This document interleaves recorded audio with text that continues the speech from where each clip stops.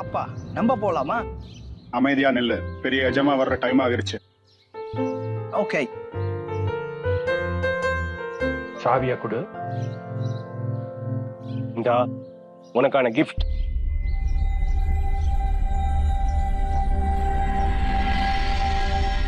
இனி இந்த பைக் உன்னோடது.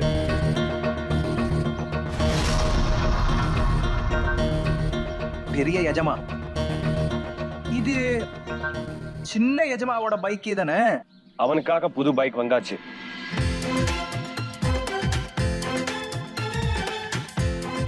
இந்த ஸ்போர்ட்ஸ் பைக் என்னோடதா. அட பெரிய எஜமா.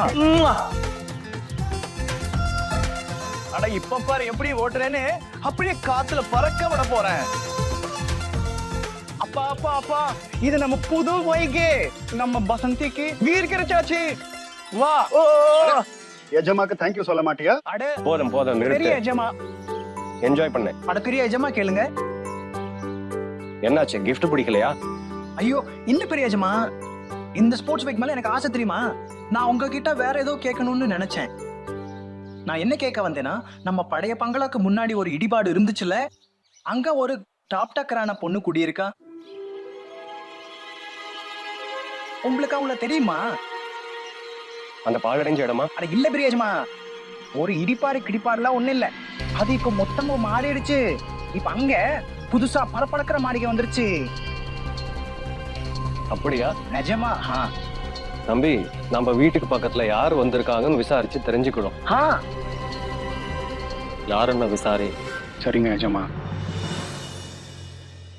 நானும் அததான் தெரிஞ்சுக்க விரும்புறேன். அந்த பொண்ணு அந்த லூசு பொண்ணா இருக்குமோ, இல்ல வேற யாரு? ராஜ், அவன் எங்க இருக்கான்? இப்ப பாக்க எப்படி இருப்பான்? நாகமாதா, நான் அவனை 9 வருஷத்துக்கு முன்னாடி சந்திச்சேன். இப்ப அவன் சின்ன குழந்தையா இருந்தான். ஆனா இப்ப அவன் பெரியவனா வளர்ந்திருப்பான். இப்ப அவன் பார்க்க எப்படி இருப்பான்னு எனக்கு தெரியாது. ஆனா நீங்க கவலைப்படாதீங்க. அவன் எங்க இருந்தாலும் எப்படி இருந்தாலும் நான் அவனை சீக்கிரமாவே கண்டுபிடிப்பேன். நாகார்ஜுனுக்கு துரோகம் பண்ணவங்களுக்கு தண்டனை கிடைக்கணும். அப்புறம் இன்னையில இருந்து நீ சிவானி இல்ல, நந்தினி.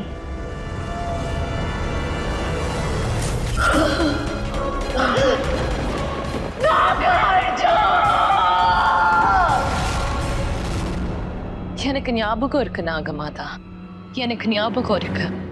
அப்புறம் இந்த வேலையில பிரியாவும் ஹீராவும் உனக்கு உதவி செய்வாங்க. இல்ல நாகமாதா, ஹீராவும் பிரியாவும் என் கூட வர முடியாது. போயிருக்க ஆபத்து இருக்குன்னு உங்களுக்கு தெரியும்ல. இல்ல, உனக்கு தான் ரொம்ப ஆபத்து இருக்கு. அந்த அகோரி யாரு உன்னை சிறை பிடிச்சாங்களோ,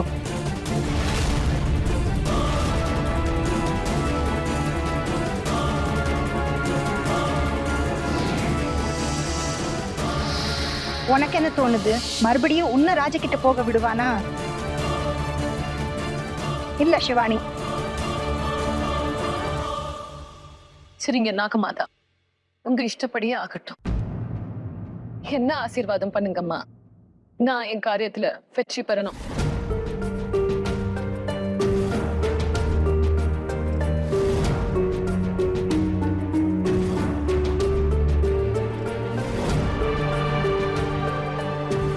நான் நாகராஜ் கண்டுபிடிப்பேன். நீ கவனமா இருந்துக்கோ.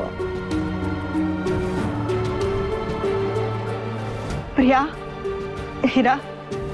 நாகமாதா.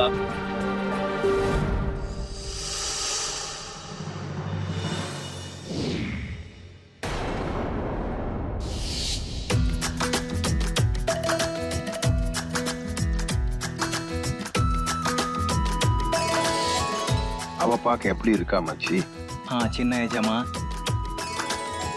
பாக்குறதுக்கு அப்படியே A1 தான். படைச்சவன் கூட ரொம்ப பார்த்து பார்த்து செதுக்கி இருக்கான். கரெக்டா சொன்னீங்க சின்ன எஜமா. எல்லா ஆங்கிள்லயும் ஆசம். அப்படியே A1. அவன் நடக்கும்போது எல்லாமே அப்படியே நின்னுடுது. சின்ன எஜமா, அவன் நடக்கும்போது காத்துக்கிட்ட பேசுற மாதிரியே இருக்கு. அவளோட கலர் அப்படியே முத்து மாதிரி. முத்து. முத்து சிவப்பு கருப்பு முத்து அப்படியே ஜொனிக்குது இல்ல? என்ன உனக்கு அவ எங்க இருந்து சிவப்பு கருப்பு முத்தா தெரியுறா?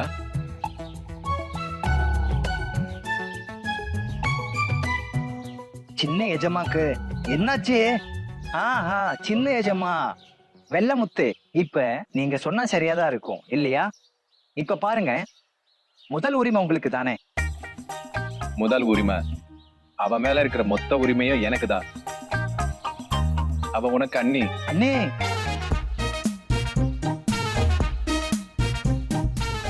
சின்ன எஜமா அண்ணி. நீங்க ஏன் அண்ணி நினைச்சு இவ்வளவு சென்டிமெண்டா இருக்கீங்க?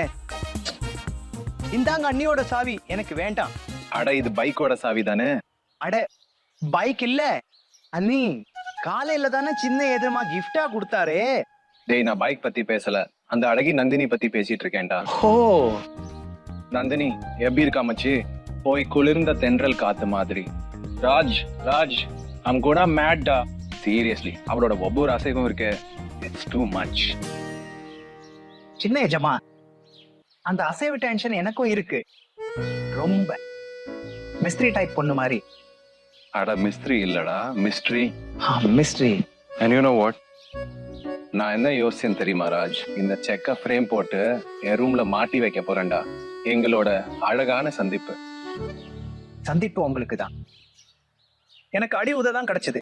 ராஜ் நீ எனக்காக என்ன வேணா பண்ணுவதானே? சின்ன எஜமா மச்சி எப்படியாவது நந்தினி கூட எனக்கு ஃப்ரெண்ட்ஷிப் கிரியேட் பண்ணி குட்றா.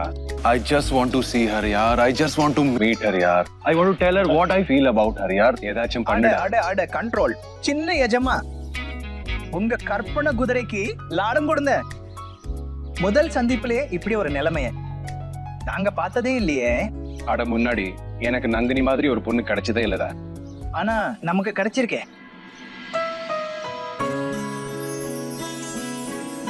What? அடே ஒன்னும் இல்ல சின்ன எஜமா, சும்மா சொன்னேன். சரி இப்ப நீங்க சில் பண்ணுங்க சரியா? நான் நந்தினி மேடமோட எல்லா இன்ஃபர்மேஷனும் இப்போவே எடுத்துட்டு வர்றேன். சரி கேளு, நல்ல ட்ரெஸ்ஸா ஏதாவது போட்டுட்டு போ. சின்ன எஜமா நான் உங்க ரூம்ல இருந்து ஏதாவது எடுத்துக்கவா? என்ன வேணுமோ எடுத்துக்கோ. இந்த பொண்ணு பத்தி தெரிஞ்சுக்கிற இன்ட்ரெஸ்ட் எனக்கும் இருக்கு. இப்போ நீங்களே சொல்லுங்க, ரெண்டு பொண்ணுங்க எப்படி அப்படியே அச்சு அசலா ஒரே மாதிரி இருக்க முடியும்? இந்த ப்ராஜெக்ட்டுக்கு அப்புறம் அஃபோர்டபுள் ஹவுசிங் சொசைட்டி மார்க்கெட்ல பெரிய தீய பத்த வைக்கும். என் பையன் ரோஹித் ராத்திரியோட ராத்திரியா ரியல் எஸ்டேட் கிங் ஆயிடுவான். எல்லாம் அந்த சிவபெருமானோட ஆசீர்வாதம் பெரிய எஜமா.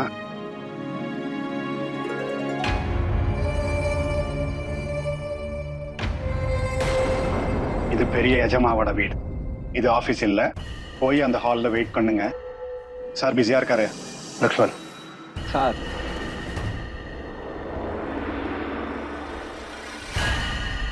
சொல்லு, என்ன விஷயம்?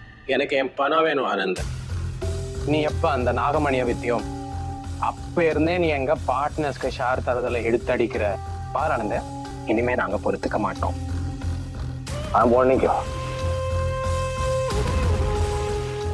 இது என்ன அடிக்கடி வார்னிங் வார்னிங் வார்னிங்னு சொல்லி டூச்சாண்டி காட்டுற? ஒரு விஷயம் சொல்லு. நான் என்னைக்காவது உன் போனை கட் பண்ணியிருக்கேனா? என்னைக்காவது வீட்டுக்கோ இல்ல ஆபீஸ்க்கோ வரக்கூடாதுன்னு சொல்லியிருக்கேனா? இல்லையே. அப்ப என் மனசுல எந்த கள்ளமும் இல்லைன்னு அர்த்தம். நம்ம பணம் எல்லாத்தையும் நான் இந்த ப்ராஜெக்ட்ல போட்டிருக்கேன். ஒரு தடவை இந்த ப்ராஜெக்ட் ஆரம்பிச்சிருச்சுன்னா உங்க எல்லாருக்கும் உங்களோட பணம் வந்துடும். இந்த தேவையில்லாத பேச்ச முதல்ல நிறுத்து. இவ்வளவு பெரிய பிரஸ் கான்ஃபரன்ஸ் வச்சு இவ்வளவு பெரிய ப்ராஜெக்ட் அனௌன்ஸ்மெண்ட் பண்ணியிருக்கேன். இது உனக்கு சும்மா பேச்சு மாதிரி இருக்கா? அப்போ நான் என் ரெப்புடேஷனை மார்க்கெட்ல அடமானம் வைப்பேனா என்ன? என் நெத்தியில பெரிய முட்டாள்னு எழுதியிருக்கா என்ன? கேளு, நான் உன்னோட உலர்ல கேட்க வரல. எனக்கு என் பணம் வேணும். நான் உனக்கு ஒரே ஒரு மாசம் தான் டைம் தருவேன்.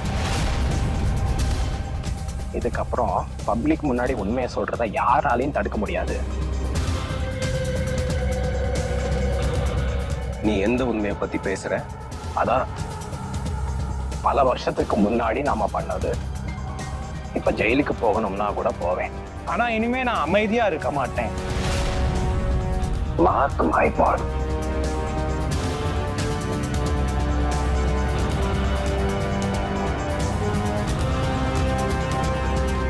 பெரிய எஜமா, நீங்க ஊர் மட்டும் சொல்லுங்க, இவனை இங்கேயே கொல்லு புதைச்சிடுறேன்.